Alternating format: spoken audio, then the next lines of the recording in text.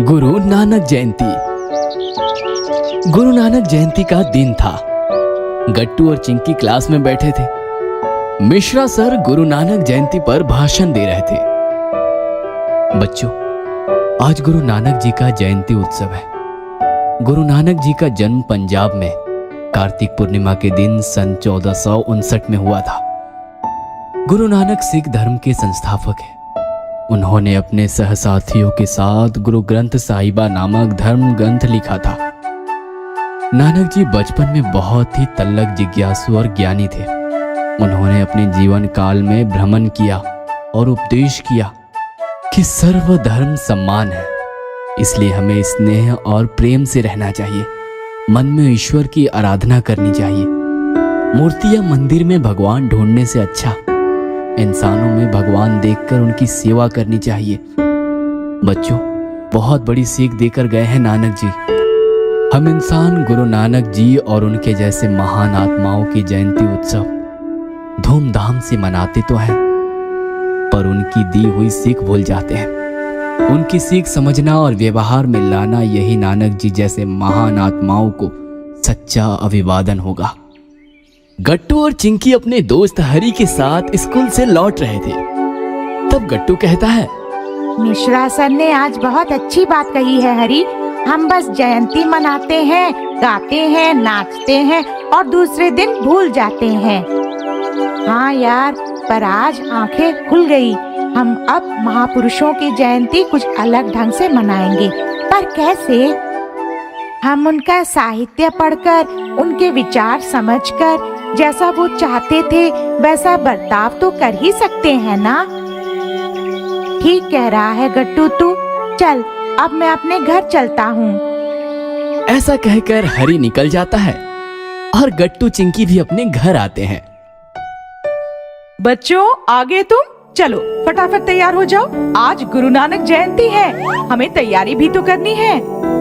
कैसी तैयारी mummy?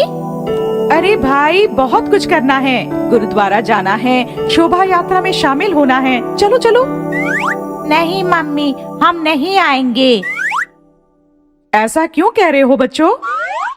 Mummy, आज मिश्रा सर कह रहे थे कि हमें महापुरुषों के जयंती उत्सव पर उनके विचार जानने और समझने चाहिए और उन्हें व्यवहार में लाना चाहिए। अब हम सब महापुरुषों की जयंती इसी ढंग से मनाएंगे, उनके विचार जानकर और समझकर। वाह बेटा, ये तो बहुत अच्छी बात सीखी है तुमने।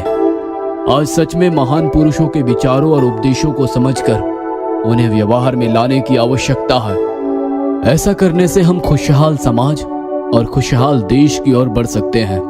पर ऐसा होता कहाँ है? सब लोग बस जयंती नाचकर गाकर ही मनाते हैं। यही तो प्रथा है। प्रथाएं चलती है क्योंकि हम उन्हें वैसे ही फॉलो करते हैं जैसी वह हमारे पास चलकर आती है। अगर हम हमारी अलग प्रथा शुरू करें तो हो सकता है कि धीरे धीरे लोग भी हमारा अनुकरण करें, पर यह करने के लिए शुरुआत तो हमें ही करनी होगी। पापा, मिश्रा सर कह रहे थे कि गुरु नानक जी मूर्ति पूजा और अंधश्रद्धा के खिलाफ थे।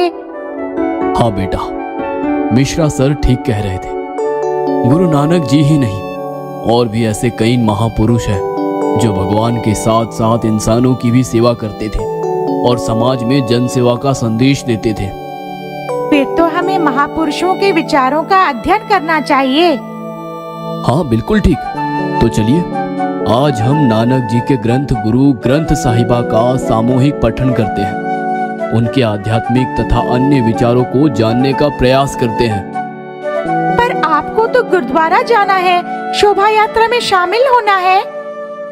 कोई बात नहीं, हम गुरुद्वारा कल चले जाएंगे। क्यों जी, ठीक कहा ना मैंने?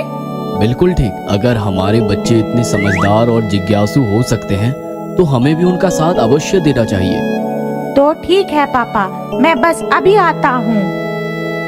अब तुम कहाँ जा रहे हो? मैं हरी और बाकी दोस्तों को बुलाता हूँ, वो भी हमारे साथ पठन में शामिल होंगे।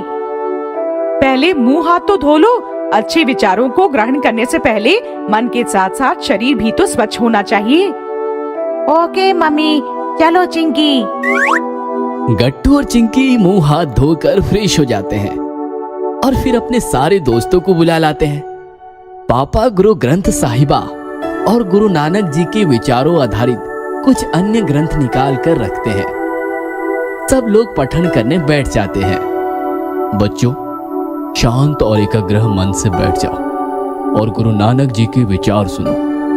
इस प्रकार पापा पठन शुरू करते हैं और बच्चे बड़े ध्यान से विचार ग्रहण करने लगते हैं।